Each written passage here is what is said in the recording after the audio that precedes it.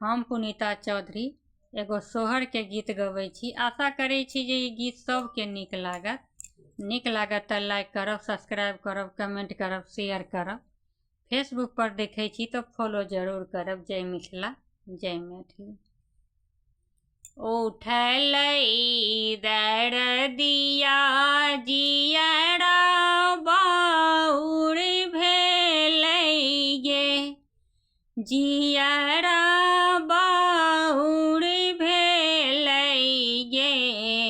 चेरिया गे कहून गए सासु के बुझाए, कौन घर में सोइरी हेतै गे। चेरिया गे कहून गए सासु के बुझाए, कौन घर में सोइरी हेतै गे।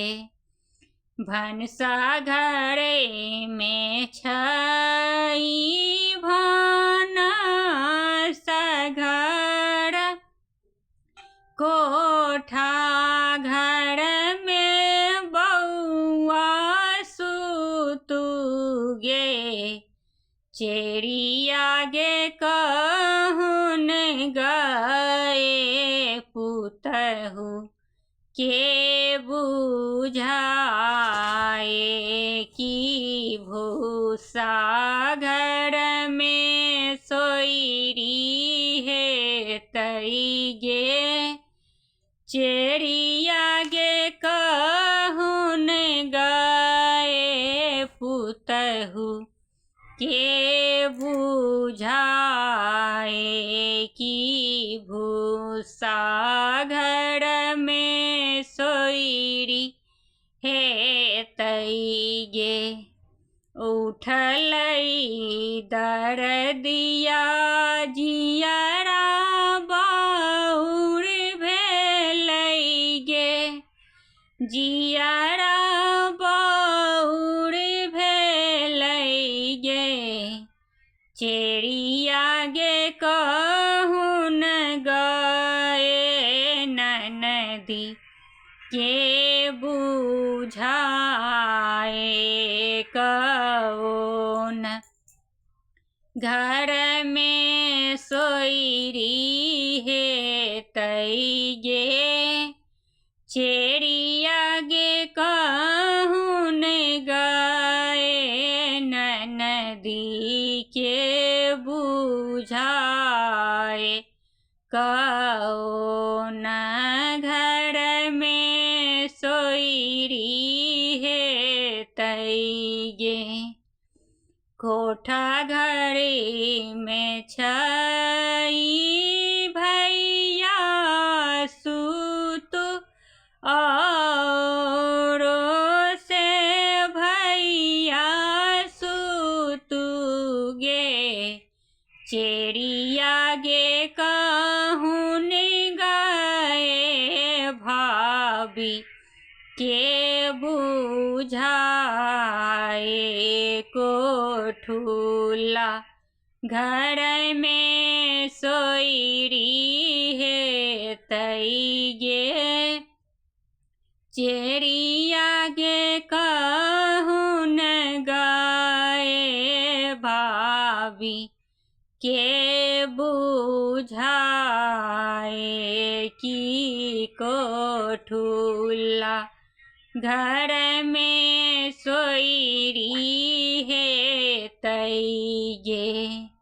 उठलै दरदिया जियरा बाउर भेलै गे, जियरा बाउर भेलै गे। चेरिया गे कहून गए पिया के बुझा हे, कौन घर में सोइरी तई गे भनसा घर छई भानस घर कोठा घर में भैया सुतु गे चिड़िया गे कहून गए धानी के बुझाए कि भूसा घर में सोईरी हे तई गे चिड़िया गे कहून गए धानी के बुझाए कि भूसा घर में सोईरी हे तई गे उठलई दरदिया जियरा बाहुर भेलई गे जियरा बाहुर भेलई गे चिड़िया गे कहून गए देवर के बुझा की कोन घर में सोईरी है तगे चिड़िया गे कहून गए भाभी के बुझाए कि कोठा घर में सोईरी हे तई गे चिड़िया गे कहून गए भाभी के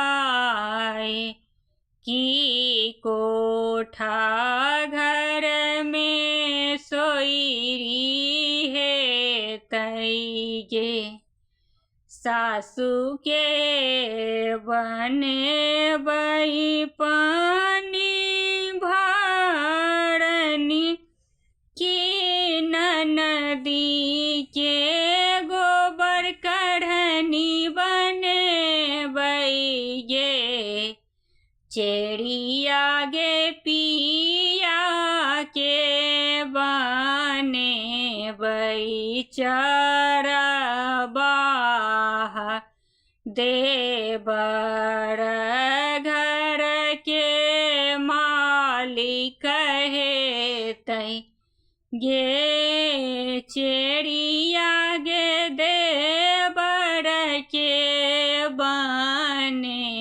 बई घर के मालिक की देवर घर के मालिक है थी न गे।